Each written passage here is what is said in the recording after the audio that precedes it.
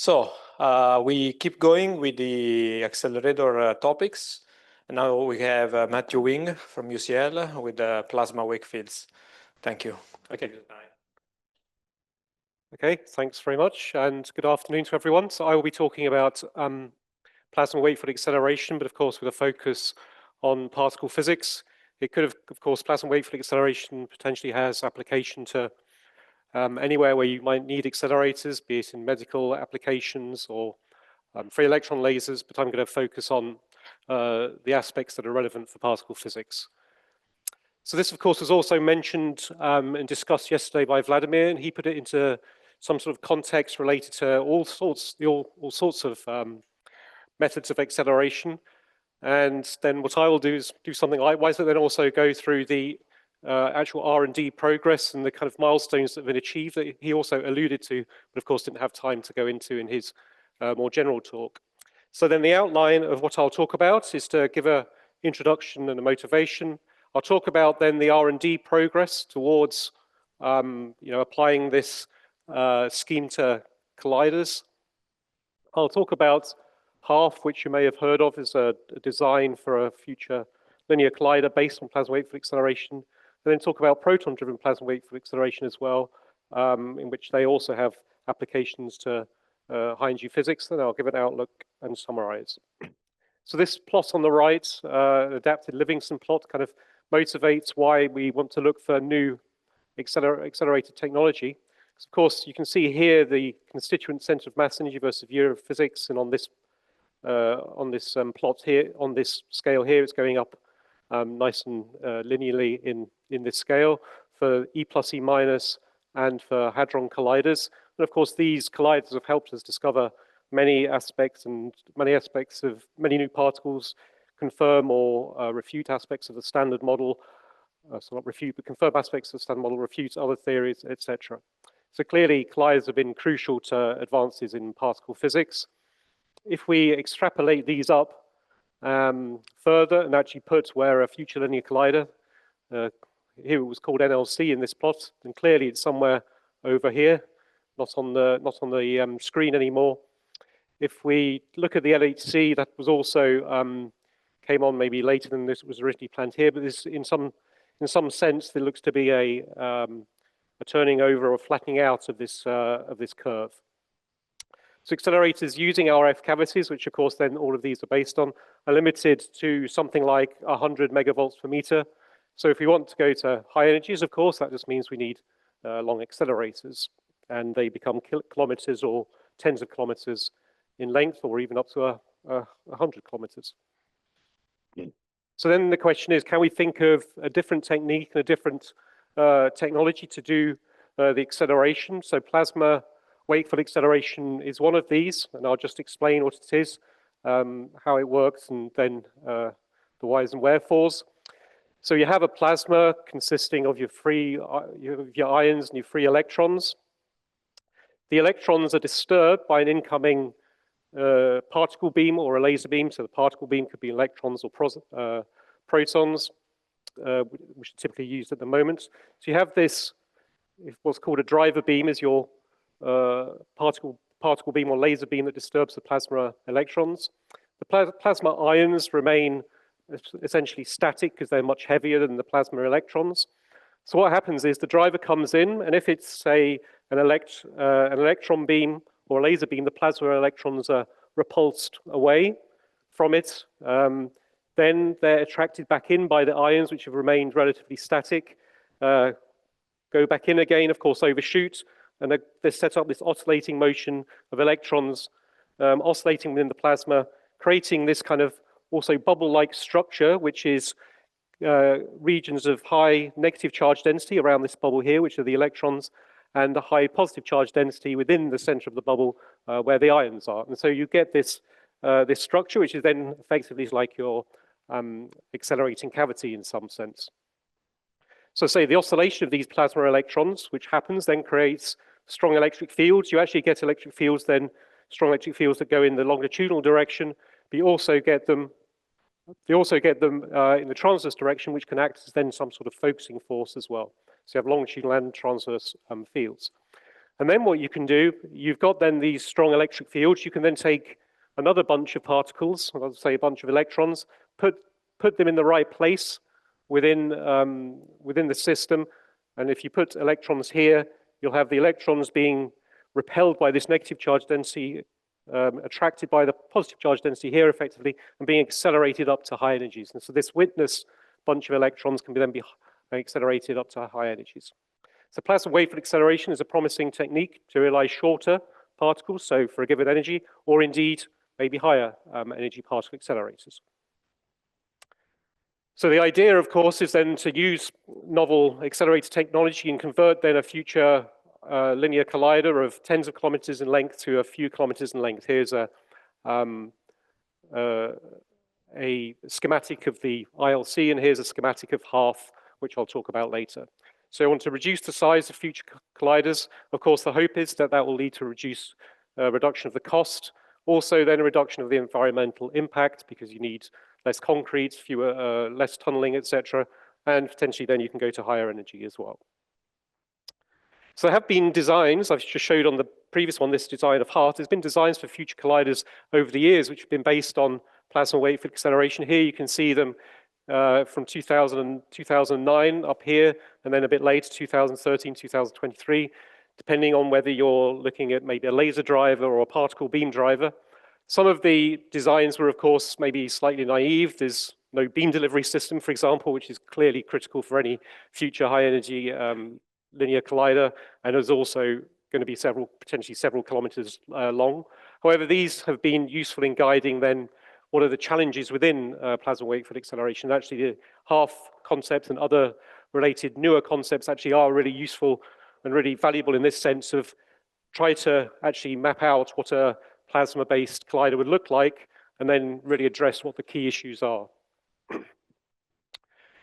Okay, so I mentioned that we can use lasers or we can use electrons, but we can also use proton bunches. I mentioned at the beginning that you have a laser or electron will create this disturbance in the electrons by repelling them. With protons, of course, it will attract them, but essentially then still sets up this same bubble-like structure. You can have accelerating gradients of up to 100 gigaelectron volts per meter. These have been achieved, but of course, energy gradient and energy gain is not everything. We want small energy spreads. We'll want high repetition rate and a high bunch charge. We want efficient and highly reproducible beams. We want small beam sizes. Of course, those are the challenges you need in an accelerator, so it's not just getting up to 100 gigaelectron volts in a meter. So there's lots going on worldwide. So there's experiments at DAISY, Flash Forward, FACET in California, Clara in the UK, Awake in CERN, Eupraxia, which is a European project, and there's various lasers around the world as well. So this is one of the accelerator R&D areas as part of the European particle physics roadmap, which came out of the previous particle physics strategy update. I think here my main focus will be on beam-driven plasma wave acceleration, which is perhaps currently more relevant for high-energy physics than laser-driven. However, in laser-driven, there is this result here, for example, and this was also, these kind of things were also mentioned yesterday in Vladimir's talk, that we have here 10 GeV energy gain in a laser wave acceleration of 10 centimeters. That really is 100 gigaelectron volts per meter. So I guess you could say, well, just make this 100 centimeters long, you got 100 GeV beam, let's go for it. But of course, there are lots of challenges. You can see that this is the 10 GeV beam. It's not, it's not always necessarily reproducible. It's not always got the exact parameters you need. And of course, lasers have a distinct disadvantage that very high-powered lasers have order Hertz repetition rates. So that instantly limits your luminosity. Just some considerations and just some formulae. There was a formula shown yesterday as well in Vladimir's talk, which related to the amount of energy you get. And here I've done it in a slightly different way. It's saying that the energy which is related to the properties of the drive bunch. So in a plasma, you've got the plasma wavelength and the plasma frequency. And these then relate the plasma wavelength, which is effectively like that bubble-like structure, gives the wavelength, is related to the density. But the energy gain that you can get is in gigavolts per meter related to n, where n is the number of particles in the drive bunch. So if you've got an electron bunch of 10 to the 10, then this is a factor of 1.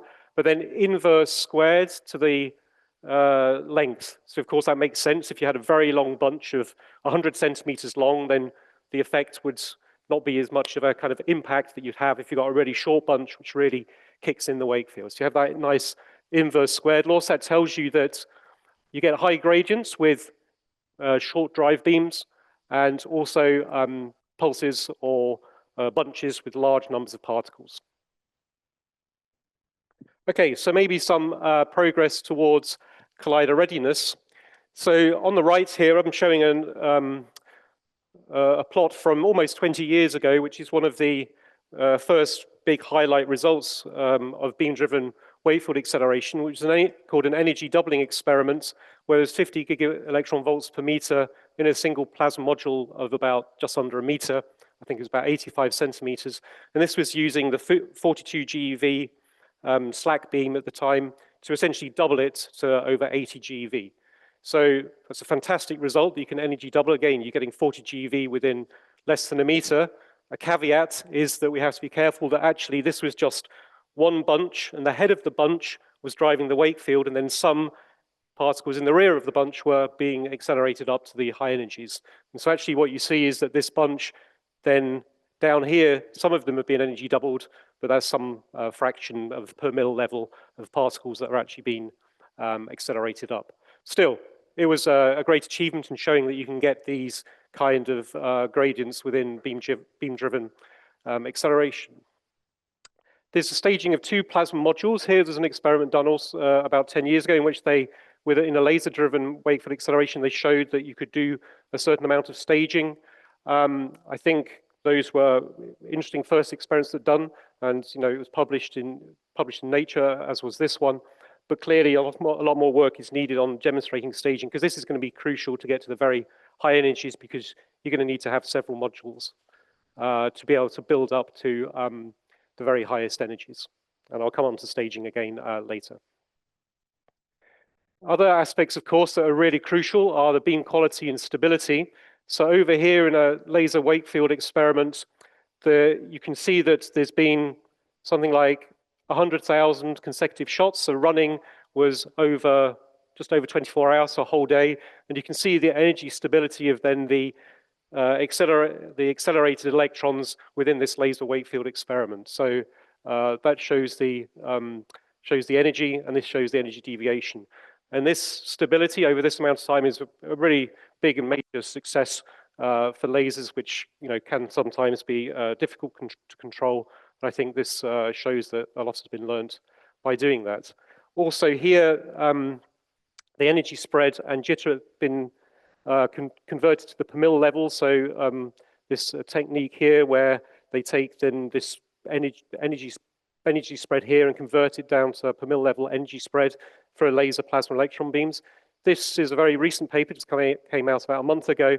And this is actually a prerequisite to the Petra 4 injector at DAISY, which you may have heard of. It's a future light source, but they're thinking of building the injector as a laser plasma accelerator rather than a conventional accelerator. And they need 6 GeV beams, and hoping then this per mil level energy spread that you need, of course, for a light source. Yes, so there's this I don't know the details, but there's this RF sort of manipulation of the beam that they do afterwards. So even though they have this energy spread of, what's that, 50 MeV or something like that, they do some RF manipulation to get the beam down to this per mil level. The details, I say, I have to look at there, but it's because it's a very recent result. But it's showing that, if you have a beam that maybe has a largish energy spread, you can then adapt it to then be suitable for an injector to a free electron laser. A facility that is running at DAISY that looks at beam-driven wavefield acceleration is the Flash Forward facility. What this does is use the actual flash beam line, which is a light source for photon science, and it essentially takes off some part of the electrons and has an experiment. So The important bits are that it's about GeV level electrons. There's quite a high charge bunches. A key feature is being able to have bunches spaced by very short distances, by an order of megahertz level kind of frequencies, by having very short bunch spacing. So this gives very good conditions for testing a number of things in plasma wave acceleration. This shows the beamline. So what actually happens is there's this bunch charge of about a nanocoulomb, and this is actually then split into a driver and a witness bunch. The actual original flash bunch is split into two so that one can drive the wake field acceleration. The witness can then be accelerated using the wake fields. This happens in plasma cells. Here it's shown 50 millimeters. There's also up to 500 millimeters. And then what you see is this kind of thing that when you have the plasma off, of course, you've got two bunches, a drive bunch and a witness bunch, and they don't differ by much because essentially they're very similar to around a GeV. And then, of course, once you have the plasma on, you've got the drive bunch, which is depleted and loses energy, and the witness bunch gains energy and becomes a nice high-quality bunch that can be used. Okay, so some of the results that have come out of this experiment are looking at high beam quality, because of course this is really crucial and important for luminosity of any collider. The energy spread preservation and emittance preservation are two key aspects. So energy spread preservation here, as you can see, with looking at when you don't have the plasma and then you have the plasma and do the acceleration, you're essentially having this per mil level acceleration, this per mil level energy spread. Again, when you have the looking at the incoming beam, you've got here of the order of 3 millimeter milliradians as the emittance, and the outgoing beam likewise has 3 millimeter milliradians. So that's showing that in this very, very dynamic acceleration process, still the energy spread and the emittance are being preserved. Of course, if you very look carefully, you'll see that actually this is only over 50 millimeters, so the actual energy gain is only 50 MeV, but at least it's the start of showing that there is really real control in the acceleration process. Okay, some other results are showing, looking at the higher overall efficiency. So if you look at, say, wall plug to beam, this is of order 10%. There's different aspects that have been measured, like the driver to plasma efficiency, the plasma to the witness bunch, and of course the wall plug to the driver. And the overall efficiency is something like 10%, maybe not too different to standard RF accelerators. This has not only been measured at Flash Forward, but of course at Facet as well in Stanford. Another experiment that was done was showing here something that's essentially sensitive to the repetition rate of a collider. So essentially what it's saying is that if we do an acceleration process in the plasma, of course, the plasma is a very dynamic system. It's not like a vacuum. It's a dynamic system with ions and electrons. Then it will have to equilibrate again, come back down to, if you like, its initial conditions before you can do an acceleration process again to get the same results.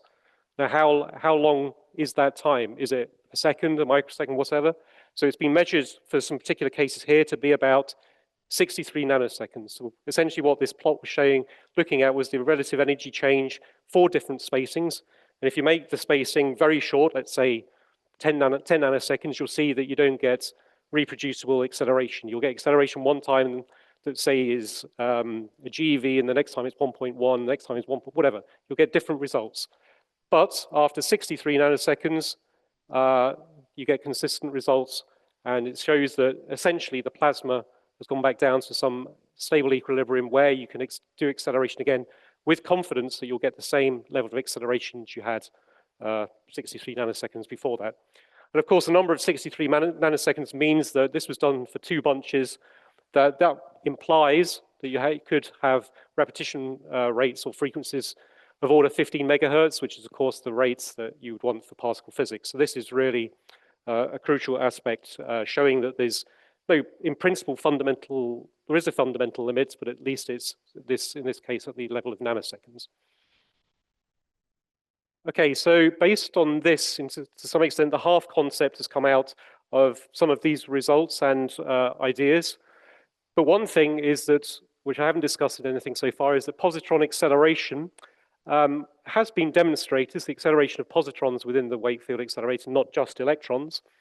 There has been, say, 5 GeV energy gain within a bunch. So each electron within the bunch gains 5 GeV of energy. So this was driven by a positron bunch, but also the gradients are lower than for electrons, and the acceleration, if you like, is not as clean and not as good. And the positrons themselves start to create wake fields and start to disturb the process. The timing of where exactly you need to put the positrons into this bubble-like structure is also a lot harder. And if you like, we said that the electrons would need to go to the back of the bubble and accelerate here. Of course, if you put positrons here and they accelerate, then they start to disturb and interfere with the electrons in the plasma. So it's a lot more complicated proposition, and really we need schemes to improve this and the acceleration and the quality. So really what we need is more test facilities for this to do it. However, given the challenge of positron acceleration, this concept half said, well, actually, so what we'll do is just use plasma for electrons and conventional RF for positrons. And so let's look at that. This was then a paper from about 2 years ago now, and here it's showing then this concept half, which is hybrid, asymmetric, linear Higgs factory by these authors here. And this shows the original design, which was published 2 years ago, in which you have here your plasma accelerator, which accelerates electrons up to 500 GeV. It does it in 16 stages of about 30 GeV each, and this is something like a 500-meter distance. The RF is used to accelerate positrons, and that's just 30 GeV acceleration there. But of course, then the center of mass energy of 500 on 31 is at, about 250 GeV at the kind of level you'd want for a Higgs factory. You can see, of course, then this is very asymmetric, as in the name. The boost is something like just over 2. The idea then that this of course would affect then your detector design, but it's not thought to be a showstopper. Here I had asymmetric beams and had a boost of 3. The luminosity is similar to ILC of the level of 10 to the 34 centimeters squared per second. The overall length, as shown here, is about just over 3 kilometers. It's actually dominated by the beam delivery system. As I mentioned at the beginning when discussing various designs, this is clearly a very important aspect. There's been several workshops on this half proposal, and I'll show you the latest updates. So it's very asymmetric. Not only is asymmetric in terms of energy, it's asymmetric in terms of the amount of charges and also the emittances. And so what you end up with is something rather than like an ILC, where it's very symmetric between the electrons and positrons in terms of the energy, the number of particles, the emittance, etc. In half, there's lots of asymmetries in there in terms of energy, charge, emittance, and but still, when combining all of those, you get a very similar luminosity to the ILC. So the cost estimate is maybe something that people then instantly ask and question. So the actual cost estimate that was published in the original paper, they scaled from existing Collider projects where possible, and they had some European accounting which gave $1.9 billion, which is about a quarter of, say, the ILC. US accounting, which is given here, and I think that was maybe the paper that Vladimir referred to yesterday, but anyway, in this archive here, that gave a value here of $2.3 to $3.9 billion. As you can see that in this table here, it's actually dominated by conventional collider costs, which are 97%. The actual PWFA, the plasma wave field acceleration LINAC, is just only a small fraction. The estimated power usage is about 100 megawatts and is similar to ILC and CLIC. Comes from here, from beam power, losses, damping rings, etc., but is essentially the same because it's aiming at the same luminosity. So now there's an updated version in which they've combined the combined RF LINAC for positrons and the electron drivers. Wasn't ideal due to the simultaneous high gradients and high power, so it's kind of been folded out a little bit. It's gone gone a bit longer to 5 kilometers. And there's been some changes in the actual plasma accelerator LINAC stage, although this is, again, still a small fraction of the overall length. But what's happened is there are more stages. There's the energy per stage is lower, but essentially this is the new design where you end up with, in this case, the positron energy is 42 GeV and the electron is 375 GeV. So it's still very asymmetric, but it's gone through some essential changes. Also of interest is that there's a pulsed separate LINACs, but there's a click-like drive beam with combiner ring, and there's a cool copper positron LINAC. It actually uses this cool copper technology as well. And this design is actually then an outcome of the Bayesian optimization for cost. Other energies also considered, so upgrading, say, to 500 GeV, etc. And then the cost for this 250 GeV machine in 2024 Swiss francs is estimated to be 3.8 billion Swiss francs. If you're looking at doing a particle physics analysis, I mentioned about this boost. You've got very asymmetric beam energies. If you look at, say, using a normal ILC detector, then of course that won't work because that's a completely symmetric detector, and so you need to have that adapted to cater for the boost. And you can have an asymmetric detector exist in fast simulations, and this allows then you to recover essentially some of your acceptance. This is looking at some measurement of the recall mass to reconstruct the Higgs particle, and essentially showing that you can recover by just making a very, very simple change, recover, say, from this red symmetric detector at half to green, which is putting in some asymmetry in the detector. You get back to similar performance to what you get at the ILC. But of course, a full detector simulation is needed. Okay, so I'll mention now, talk about proton-driven wave-field acceleration. So far we've discussed lasers to some extent and electron drivers, but of course lasers do not have enough energy and cannot propagate then long distances in the plasma, and so you won't necessarily be able to accelerate them to high energy. And so what you need is these multiple stages. That's what's intrinsic in that half design, 48 stages of 7.8 GeV.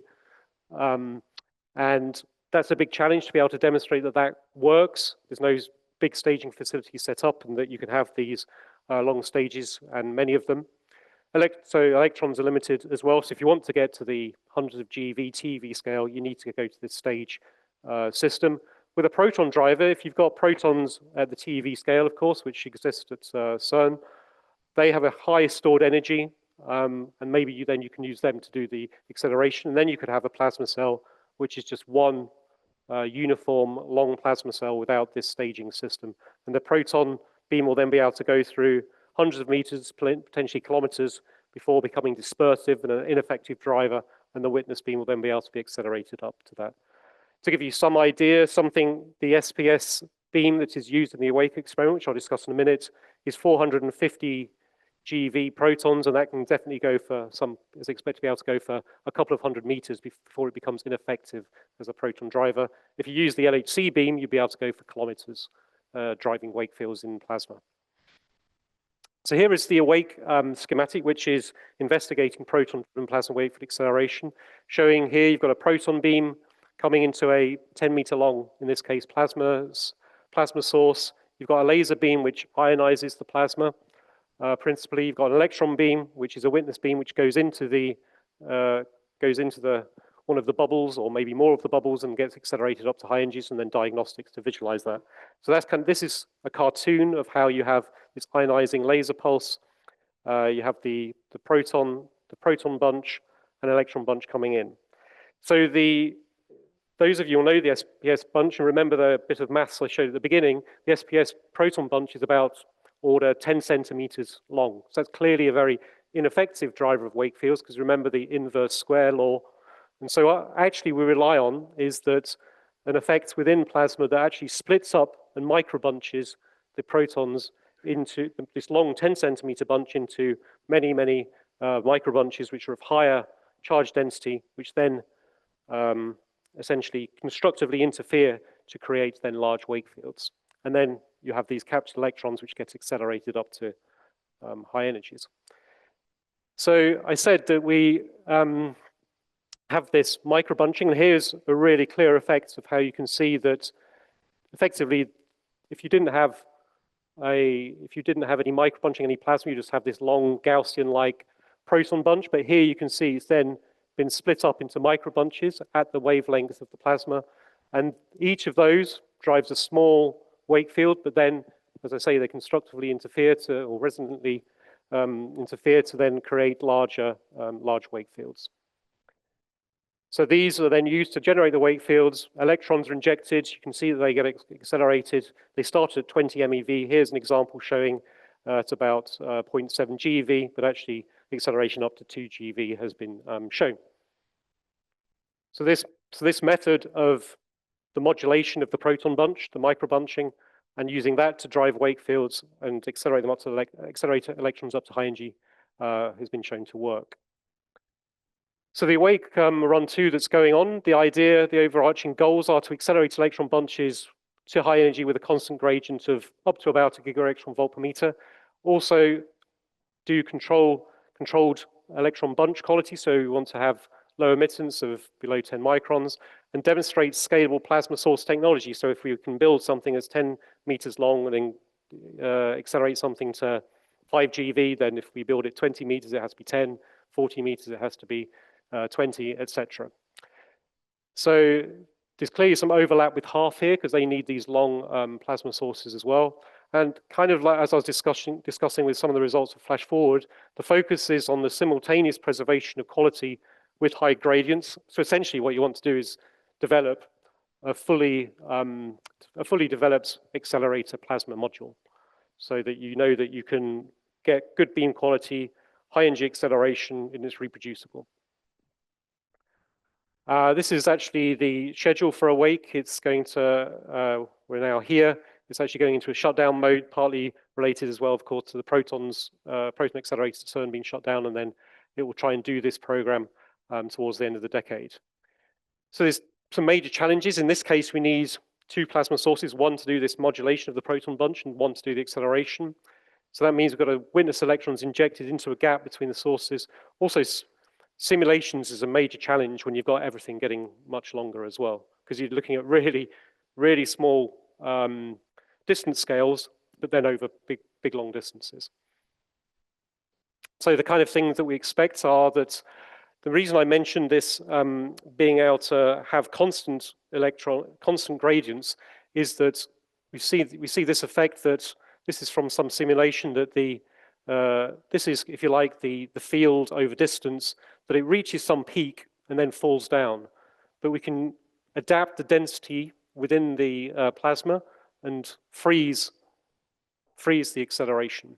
This has already actually been seen in the data already. This shows a uniform plasma. Then we do a small density step, and it then creates a larger acceleration.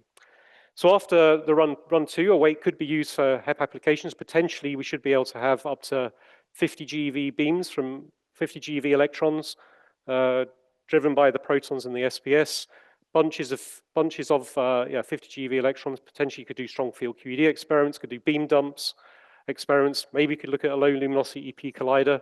You could maybe adapt the LHC for proton-driven wake field acceleration, where you can have EP collisions where you've got a proton beam from the LHC driving wake fields, accelerating electrons up to TeV scale, and having an EP collider up to 10 TeV center of mass energy.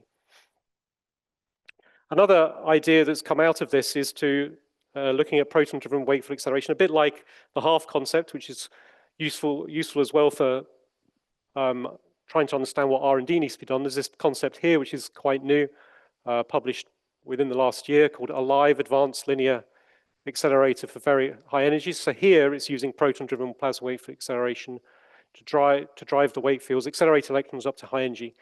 What's being done here, and what's key, is using short proton bunches rather than these long ones that we talked about. Everything would just get easier. I mean, the fact that we had to do this micro bunching and then use those as accelerating particles it's a good thing that works, but It's a good thing that that works, but of course it's still a major challenge in terms of the uniformity of the plasma. It'll be easier with shorter proton bunches because it has then you'll have a higher energy transfer efficiency and relaxed plasma parameters.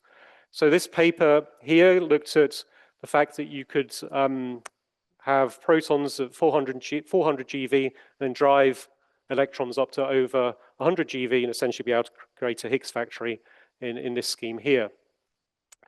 So overcoming the limit, there was a luminosity limitation with current proton accelerators drivers. So there's two schemes that were considered: the rapid cycling synchrotrons that are not rapid enough. And so shown on here is some fixed. The proton accelerator here is a scheme that was developed by Ferdi Villeke from Brookhaven using FFAGs, and says that you can achieve a 500 GeV via several stages with a final 6.9 kilometer ring with many turns in the final ring. And so essentially you'd then have rates of above 10 kilohertz, which is then the kind of average rates you want for an ILC. So being able to do this proton acceleration scheme allows us then to get up to the rates that you'd need. Existing tunnels could potentially be used. 6.9 kilometers is very close to the SPS ring, I know the HERA ring, the Tevatron ring, they're all about 6 kilometers. You could think of starting with EP or EA colliders as well before moving on to E plus E minus, which of course avoid the positron problem. Okay, so I've got one or two slides on the outlook and summary, and then I'll finish. So Plasma Accelerator R&D is part of this roadmap, which was set out by the European Strategy for Particle Physics update last time. And this was kind of like the program that was set up for proton-driven wake-field acceleration and electron-driven or laser-driven wake-field acceleration, which effectively this electron-driven leads to, if you like, a half facility in the future. This alive concept, which I just described, is new and kind of adds in extra dimensions and possibilities, but clearly there's something like 10 to 15 years of R&D that's needed before you can then say you can do a particle physics experiment, even a simpler one, like a fixed target experiment using this kind of scheme. But then potentially in the future, 20 plus years, maybe you could think about doing a collider with this kind of technology. It's kind of not inconsistent also with what was said in yesterday's talk as well. So I think there's been major successes. So I'm going to talk about the major successes and then actually talk about the challenges as well, just to put our cards on the table and be open about the field. So I think we've been achieving reproducibly quantities needed for applications. So we've certainly got high energy gradients, maybe that's been around for a while. But now we're also achieving beam quality preservation, especially the emittance and the energy spread, and high energy transfer efficiency. Again, that's absolutely key. You can't have an energy efficiency of 0.1% or something like that. You clearly need to do that and have very good energy efficiency. And we're demonstrating that high repetition rates should be possible as well. So I think the designs for potential future colliders based on plasma wave acceleration are becoming more realistic from those ones which were from 15 years ago. This half concept is certainly a lot more realistic. And it's starting to meet the needs of high energy physics in terms of energy luminosity whilst reducing size, cost, and of course then the environmental impact. And as I mentioned a couple of times, I think it's really worth stressing is that it also focuses the R&D and challenges that are needed to actually realize it. There's been complementary schemes and development of new facilities. I didn't really mention it too much, but there's also design initiatives, and this was, I think, mentioned yesterday about 10 TeV Parson Central Mass Wakefield Collider, and this was a recent input to the European strategy process from a couple of months ago. So some major challenges. I think we need to demonstrate a single stage accelerator module where all the criteria are met simultaneously. You know, I was showing great energy spread preservation, emittance spread preservation, high energy, etc. We need all of these things at once. And that's to demonstrate that here you've got a module that you can then industrialize or replicate and then use in an accelerator. We do need to demonstrate positron acceleration effectively as well. Would need a new facility, or we have to bypass it and do things like HARF where it uses RF accelerators for positron acceleration. We clearly need to demonstrate staging, i.e. this concept of that you've got one stage with a plasma module, and then you've got another stage where you have to take the beams out and insert new beams and then be able to scale that up to get up to high energies if you're using laser or electron-driven acceleration. So this demonstration of staging really needs a new facility as well. Here's an example, which is one of the people who came up with this half concept, just showed this idea that you'd have these various staging facility in which you have drive beams, electron beams going in and out of plasma until you get up to something like some tens of GeV. Something that also needs to be addressed and is being looked at is the heating and then eventually cooling of plasma cells. You're putting a lot of energy into these plasma cells, and what's happening to that energy? Well, converting into temperature, and where's that temperature and heat going? And clearly, we'll need to certainly address how that heat gets extracted, how we have cooled plasma cells. I didn't mention anything about spin polarization, and if you have polarized beams, it's expected to be preserved. At least it's been shown in simulation, but should be demonstrated. And then, yeah, having something like this multi-stage demonstrator facility with a physics application would be an excellent first step on the way to showing that this is a technology that can be used for future colliders, rather than just going straight to a 10 TeV collider with a brand new technology. Okay, so just to summarize, so plasma wave acceleration has made lots of progress in recent years. I think both in the R&D, which I showed in the first part of this talk, and then the design and application to high energy physics. I think it faces a number of challenges to demonstrate the technology that can be used for HEP. I think a significant increase in funding can lead to new facilities and challenges that can be met in a timely fashion, so these demonstrator facilities. But there's also really good opportunities to make an impact in plasma accelerator and particle physics and beyond. So with that, I'll finish. Thank you.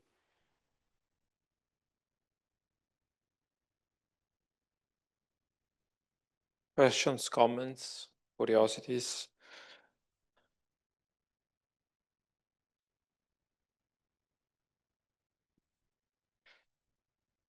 I'd say to locate where these kind of projects lie at the moment, since we have already discussion on photon colliders yesterday, we had a lot of discussion on muon collider technology, including the first week. So probably the question I wanted to ask for a compact, idea of where this is actually bringing us.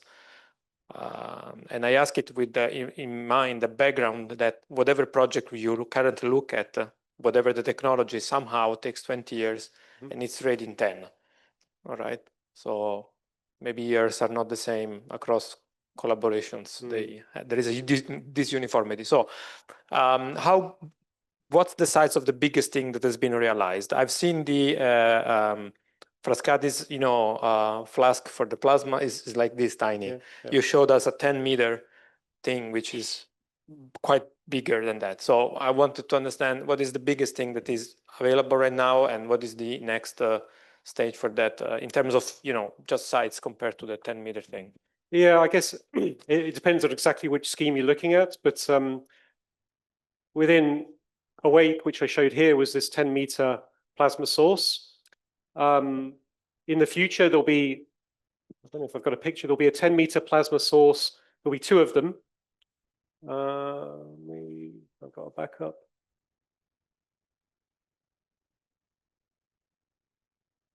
So this is the design for the future of Awake. You've got a 10-meter plasma source, a gap, and another 10-meter plasma source, although potentially that could be extended to 20, 30 meters. The actual restriction beforehand of 10 meters was not necessarily, if you like, a physics restriction. It was partly because it's in the old CNGS target area and there's a big wall in the way where the target is. And so we couldn't fit in anything longer. This target is being removed now in the shutdown period. And so in principle, you could extend this to, as I say, 20, 30, 40, 50 meters, probably not much more than that. But that could be done towards the end of the decade. Is it a money limitation, or is it a technical limitation that at the moment people is not even, I would say to have it really much longer would probably be, I'm not sure it's a technical limitation really. I'd say more of a money limitation at the moment. because you start lengthening things, you just increase costs in general. But in principle, as I say, we're working on this. We're working on these plasma sources that are meant to be scalable, and that, as I say, 1 meter means 1 GeV, 2 meters means 2 GeV, etc. That kind of thing. So these are being worked on to be looked at and shown that that they really are scalable.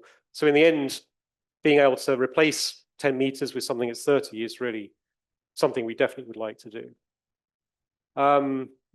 For electron beam driven and lasers, generally we're looking at plasma sources that are under a meter in length.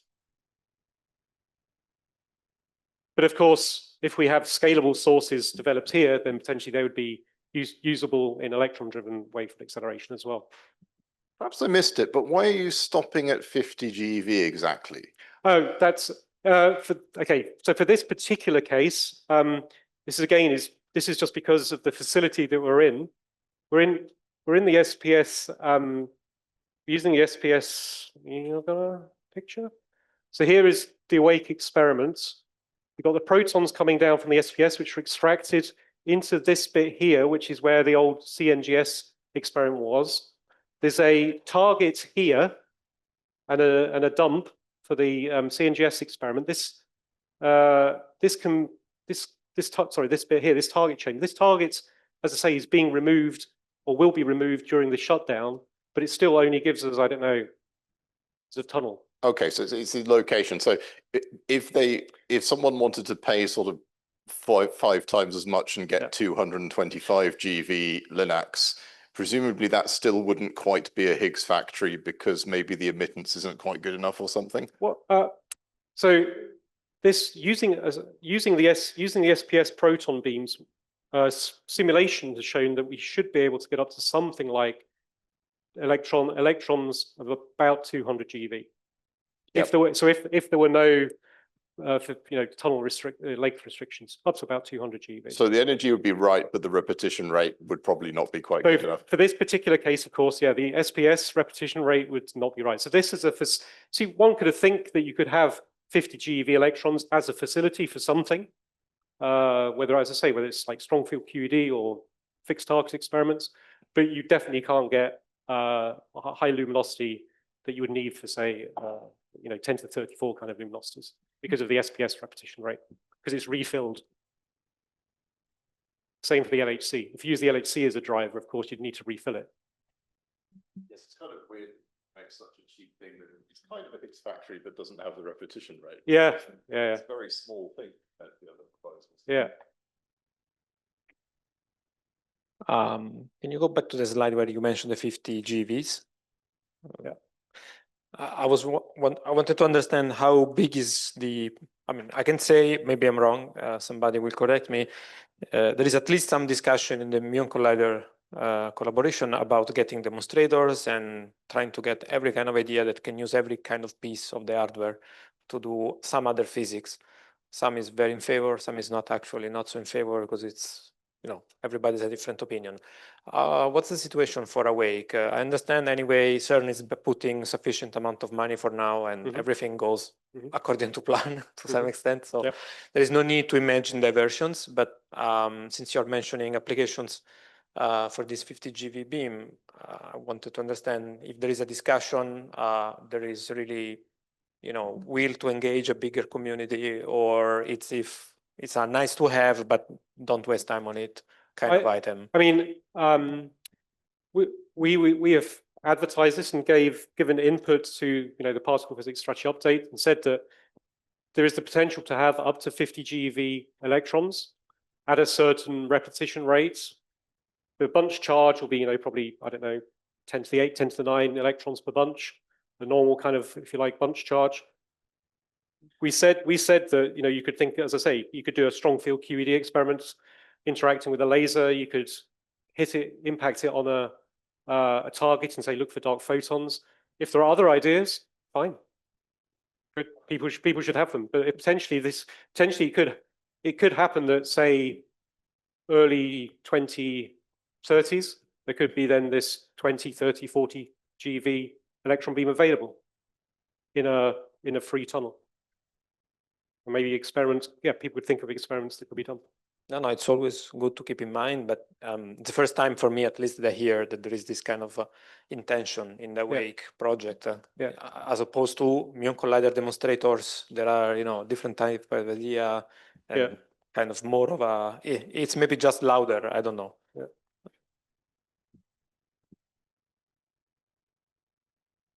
Do we have more comments or questions?